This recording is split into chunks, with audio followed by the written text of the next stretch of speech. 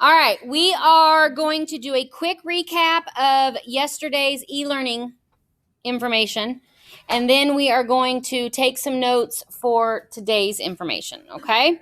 This worksheet right here is not homework, okay? This is just for your notes. It's to stay in your 3-ring binder for you to go back and reference. So you'll notice at the top, I've got the equation to find slope, which is y2 minus y1 over x2 minus x1. And we've already talked about how that is the change in y over the change in x, right? So what is the movement from one y to the next? And that goes on top. And then what is the movement of left and right from one x to the next? And also another way that you might have seen slope referred to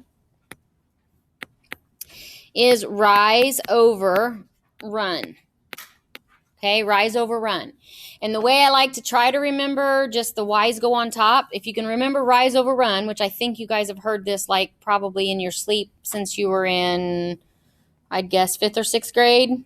Okay, so if you can remember rise, remember y's, rise and y's rhyme. Try saying that 10 times fast, right? Rise and y rhyme. So your y's always go on top, just like rise over run, rise is always on top. Okay? All right. So I want to do one that's a little bit harder than our jump start, because with our jump start today, everything was positive. So it was kind of nice and neat. Kenny, if you need a sheet of paper for notes, I have some here until you get your 3-ring binder, okay? So I want to do number 2 here with you to show you how to deal with it when there's a bunch of negatives. Now, just like I did on the jump start, I'm going to name my points, right? I always name my points. So I've got x1, y1, they go together, and x2 and y2, and they go together. And once I've named my points, then it's like plug and chug, right, into my formula that I've got here. So I've got my m equals, my slope equals, and now I'm going to plug in all this information from the 2 points, okay? So the first, or the top of the equation, is y2 minus y1. Well, there's my y2, so I'm going to put -6. Now remember, minus is part of the equation, so I'm going to put the minus sign as part of the equation. But now if you look at my y1, it also has a minus. You can't let those be the same. This has to be its own, whoops, don't write that. There we go. This has to be, my y1 is -13. So -13 needs to go in that y1 spot. So the negative from your formula doesn't go away if you have a negative y1, okay? And then at the bottom, we've got x2 minus x1. Well, there's my x2, -18, minus, there's my x1, which is 20. Now let's clean this up a little bit before we try to work it, okay? So we've got -6. What's minus a minus? +13 over, and then that one we don't need to clean up any because that's just the same. And that equals, right, what's -6 plus 13 is 7. And then -18 minus 20 is -38. And that's your slope. Now, a couple of things I want to point out, okay? First of all, do not write this in your notes at home. Do not write this in your notes, okay? This is wrong. I'm just showing you what is very easy to do. What I see a lot of people do is they'll do -6, and then when it's -13, well, it's already -13, so it's -13. Well, you've lost one of the minuses. Either this is the minus that goes with your formula, and then you've lost the minus of your 13, or this is the minus that goes with your 13, and you've lost the minus of your formula. So make sure that if your x1 or y1, if either one of those are negative, make sure that you put them in parentheses, or if you in your head can go negative, negative goes positive, and go right to this step right here, I'm fine with that. If you go right to this step right here, because in your head you can say minus a -13 is positive, that's fine. But just make sure you don't lose your signs. The other thing I want to talk to you about is Khan Academy. Khan Academy gets a little persnickety in how they want things entered. So what do I mean by that? Well, we got that our answer was m equals 7 over negative 38. If you put it in Khan Academy like that, Khan Academy told you were wrong. I had somebody screenshot their answer and Khan Academy's answer. This was my student's answer. Khan Academy said the right answer was this. Are those exactly the same? They are. For me, I don't care which way you write it. For Khan Academy, make sure you put the negative on top, okay? And then the other way you can write it for me is just the negative kind of generically out to the side, because one of your moves will be negative. You're either going to go down and then you're going to go to the right, or you're going to go up and you're going to go to the left. But one of your moves, either your rise or your run, one of them has to be negative. And what you don't want to do is because what have we done to this? We made it positive, because two negatives make a positive.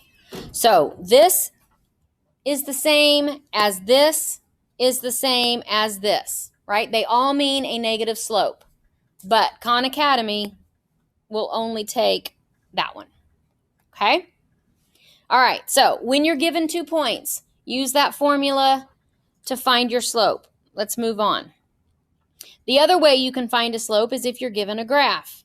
So, and I've got that kind of written shorthand there, that your slope is your change in y over your change in x. So let's look at our change in y first. I'll go red here. So what I want is on top, I want how my y's change. And I like to read these left to right. Always read them left to right. So this is my leftmost point right here. This one right there. That's my leftmost point. So I'm going to start there, and I'm going to figure out how much I need to either rise or fall to get to my next point. So let's look and see. So to go from this y, and this is your y-axis right here, right? Y-axis is right here. So my change in y's is I go up. So it's going to be positive. I go up 1, 2. Now I'm level. Can you guys see that? It's kind of... I went up 1, 2. So my change in y's was that I went a positive 2. So my top of my fraction is a positive 2. Now, if I look at my change in x's, well, here's my x-axis right here. And I want to look and see left to right, how did my x's change? Well, I went to the right, which is a positive move. 1, 2, 3. That's your slope. Rise over run. I rose 2, I ran 3 to get from my first point to my second point. Okay? Here, doing it left to right, right? This would be my first point. This would be my second point. That coloring is terrible. First point, second point. Okay? What's my rise over my run? Well, my rise is 1, 2 over my run, which is sideways, and I just go 1. I just rose, I ran 1. They were both positive moves, right? I went up and to the right. Now, should my slope be positive? Well, if you're looking left to right, am I going uphill? Should be positive. Here, looking left to right, am I going uphill? I should have a positive slope. Okay? Now let's look at this one. If I'm looking left to right, am I going uphill? What do you think? No, I'm going downhill now, aren't I? If I'm starting with if this is my point 1, because that's the one all the way to the left, and this is my point 2, and I go from point 1 to point 2, I'm going downhill. That tells me that my slope, right off the bat, I know my slope is going to be negative, right? Either my rise or my run is going to be negative. Well, let's look. If we go from our first point, we're going to fall. That means it's negative. We're going down. 1, 2, 3, 4, 5, 6, 7. So to get from point 1 to point 2, I had to fall 7 or negative 7. And then my run, 1, 2, 3, 4. I ran to the right or positive, right? That's a positive move. 1 negative, 1 positive, so it's negative. I'm going downhill. That checks out because a downhill slope is negative. Okay? Any question on that? I got to kind of roll because we're running behind here. All right, the next thing you had to do for your Khan Academies was find intercepts. Well, intercepts are, sorry, I'm going to use this as an example. Intercepts are where your line crosses the axis. So if you look at number 8 here, let me erase all the junk I've got on there. If you look at number 8 and I ask you where's the y-intercept, it is where your line crosses the y-axis. And here's the y-axis, right? So right there is where my line crosses. If I ask you where it crosses the x-axis, here's your x-axis, and it crosses the x-axis right there. Intercepts are just intersections. Okay, where your line intercepts the x-axis and the y-axis. Well, if you look at that red point, right, and I were to ask you to tell me the coordinate of that point, what would it be? Somebody, anybody? 0, 1, good. I can't go left or right, right? To stay right on the y-axis, my run, I can't go any movement on my x's. It's got to be 0. My y goes up 1. On the counterpoint, look at this one right here, right? What's the point of this one? What's my x? Negative 0.5, and what's my y? 0, because it's right on the axis, which means it doesn't go up or down at all. So if you notice, on the y-intercept, on the x-intercept, the y is always 0, and on the y-intercept, the x is always 0. Okay, so keep that in mind. Let's go here to, we'll do number 14. If I ask you for the x-intercept, and I want it as a point, right? I want an x and a y coordinate. What can I fill in right now before I do any math? What do I know about this? I know the y is 0 because it's the x-intercept, so the y has to be 0.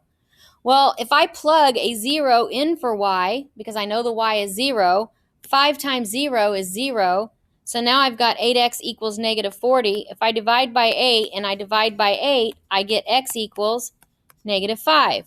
So my x-intercept is at the point negative 5, 0. Now, if I want to find my y-intercept, what can I plug in before I do any math? Yeah, I know my x has to be a 0 because it's the y-intercept. So I know the opposite is 0. So let's erase this.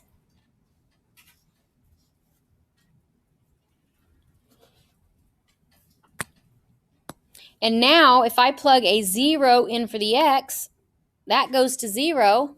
Now if I solve for y, I get y equals negative 8, right? So there's my intercepts. There's my points that are the intercepts. So I could graph this by graphing those 2 points. Okay? Any question on that? Okay, flip to a blank sheet of paper in your notebook. Like I said, this is not homework. This was just simply to take quick notes on. Flip to a blank sheet of paper, and I want you to write this in your notebook for today. It's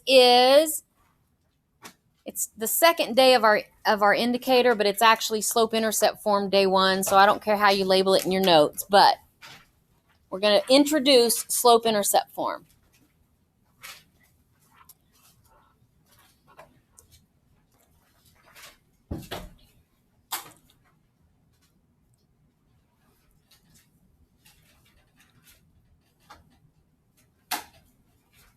Slope-Intercept Form is one of the linear equations, and there's 3 of them that we're going to learn over the next week and a half. This is a very long indicator. We're going to be in it for a week and a half, and in it we're going to be talking about the 3 different linear equations, or the 3 different linear equations or forms. And those are, and I'll write this out for you. I'll go back.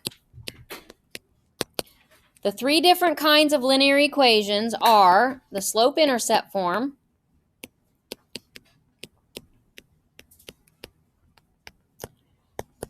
and in slope-intercept form, what do you think the 2 bits of information you get about the line? You get the slope and the intercept, right? The other one is standard. That name doesn't help us any, but there's a standard form. And lastly, there is a point slope form. And spoiler alert, in point slope form, you're given a point in the slope. Okay, these are the 3 different kinds of linear equations that we're going to be going over in the next week and a half. Today and tomorrow, we're going to be staying right here at slope-intercept form, okay? So everybody got that? Am I good there? I'm going to go back to this. So we're going to focus on slope-intercept form today. And in doing so, we are going to look at some examples that will help you with your homework tonight. Well, this is where what we've learned for the past 2 months almost comes into play, all right? Because you're going to need y equals mx plus b. You just get it ingrained in your head. You're going to need it forever, okay? Because not everything is going to start out. So the first part of your homework for tonight says write the slope-intercept form of each equation. So if I have something that looks like this,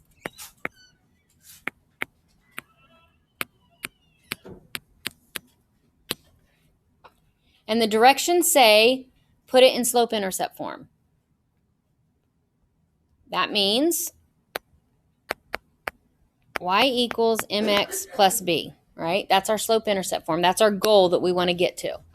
That means we have to get y by itself on the left, and then we have to have the x value first and then some constant at the end or some whole number at the end. Well, we know from doing solving equations, what do we got to get rid of first? Kinsley, what do you think?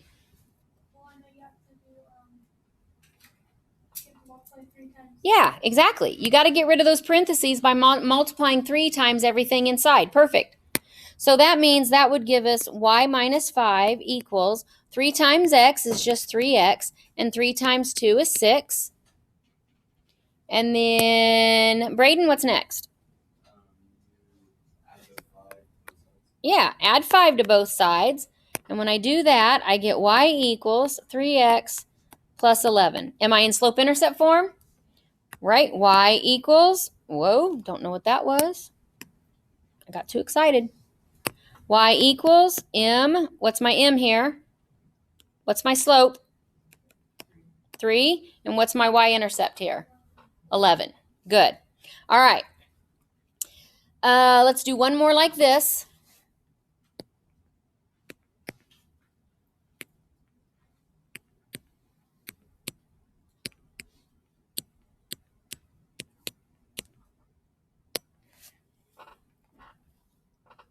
Okay, don't let the fraction freak you out. Okay? Sebastian, what would my first steps here be?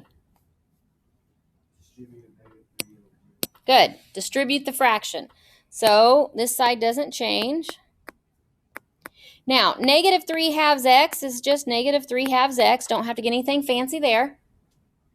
And then don't let this mess with you. Go out to the side and write negative. That's what happens when I rest my hand on the screen. Write negative 3 halves times negative 4 over 1. When you multiply straight across, you get negative 3 times negative 4 is positive 12. Multiply 2 times 1, you get 2. Your answer is 6. So don't let fractions mess with you. Just go off to the side, multiply your fraction, and then come back. And confirm, right, a negative times a negative would give you a positive 6 here. All right, what's the last step? Emma Kate? If I want to get y by itself, what do I need to move? Good. Subtract 2 and subtract 2. And I get y equals negative 3 halves x plus 4. Am I in slope-intercept form? Good. What's my slope? Negative 3 over 2. What's my y-intercept? Good. All right. Occasionally, you will have it in standard form. So let's look at this. We've got 2x plus 3y equals 12. All right. The instructions say write it in slope-intercept form. That means we need to get y by itself. Okay, and this goes back to what we learned all last indicators and all last mod. We're going to minus 2x and minus 2x. And we're left with 3y equals. Now, last mod, it didn't matter what order you wrote these in. It matters here. What one do I need to write first? The negative 2x, because The x value always gets written first, and then that's a positive 12, so I write plus 12. Now I still want to get y alone. Now, again, last indicator, we'd have just drawn a whole big line over here. Don't do that. Spread it out. Okay, that's important. Very important. Because when you do, you get y equals negative 2/3 x. That's okay. You want to have a fraction as your slope, so that's good. And then 12 divided by 3 is 4. You have to reduce these individually, so it's just best to write that little 3 underneath everything so you know to reduce everything. What's my slope? Negative 2/3. What's my y-intercept? 4. All right. One last thing we got to cover so that you can do all of your homework, and then we'll be done. All right. Let's say that you are given a couple of clues. And we are given the clue. Oh, let me pull it up here. Where's it at? There we go. All right. You're given the clue. We're going to do 2 of these, and each of them only takes a minute or so, so we'll have time, and then I'll pass out your homework. You're given a clue that you have a line that passes through the point 0, 4, and it has a slope of negative 3. These are some clues. And it tells you to write it in slope-intercept form. Well, what are the 2 things we need for slope-intercept? What's the 2 pieces of information we need to write an equation in slope-intercept form? Yeah, the slope and the intercept. It's in the name, right? We need the slope and we need the intercept. Those are the 2 pieces of information we need. Well, we already know the slope. We're given the slope. But what we don't know is the b. Well, if we know that slope-intercept is y equals mx plus b, and the x and the y in our formula are the bazillion points that are along our line, and we're given one of those points, right? We're given an x and a y on our line. So if we take this x and y and we plug it into our equation with the m that we're given, can we solve for b? Right. So our y value here is 4. Our m we're given as negative 3. We're given our x value is a 0, and we don't know the b. And we got to find it, so that goes to 0, and so our b is 4. Now, we're not done because we still haven't wrote an equation in slope-intercept form. This is now the information that we need to do it, but we still have to write it out. And so our actual equation is y equals negative 3x plus 4. And that is your actual answer. And the reason you leave the y and the x generic is because this equation is the equation for every single point for this entire line. There's a bazillion x and y coordinates that go on this line. 0, 4 is just one of them, but there's a bunch more. And so you want to leave the y and the x generic in your equation or in your form, okay? All right, one more example, and then we will be done. We have, the clue is that it has a point at 6, 1, and it has a slope of negative 2/3. Okay, that's our clue. And again, we know we need the m and we need the b. And we don't have the b, but we've got an x, a y, and an m. So if we have an x and a y and an m, we can plug those in and solve for the missing b. So our y is 1, our m is negative 2/3, our x is 6, and then plus b we don't know. Okay? Well, 2/3 times 6. Again, don't freak yourself out. Come out to the side. 2/3 times 6 over 1. Well, negative 2 times 6 is negative 12. 3 times 1 is 3. Reduce that, you get negative 4. So this is negative 4 plus b. Add 4 and add 4, and you get b equals 5. Well, now I've got the information here that I need. Now I've got enough information, I can write it in slope-intercept form. That's not my answer. That's the information I need. Now I need to take that information and write y equals negative 2/3 x plus 5. And that is the slope-intercept form that you need to write. And again, every point along that line, including 6-1, if I were to plug the information back in, I would get 1 equals 1. I would get a true statement, okay? Make sure you don't leave your answer like this, right? This right here is not your answer. This is just the information you need to write the slope-intercept form of your answer. All right, let me stop the recording here online. You can go to our assignment, click load. It'll take you to Cami, show all of your work, and then submit it through Cami, okay?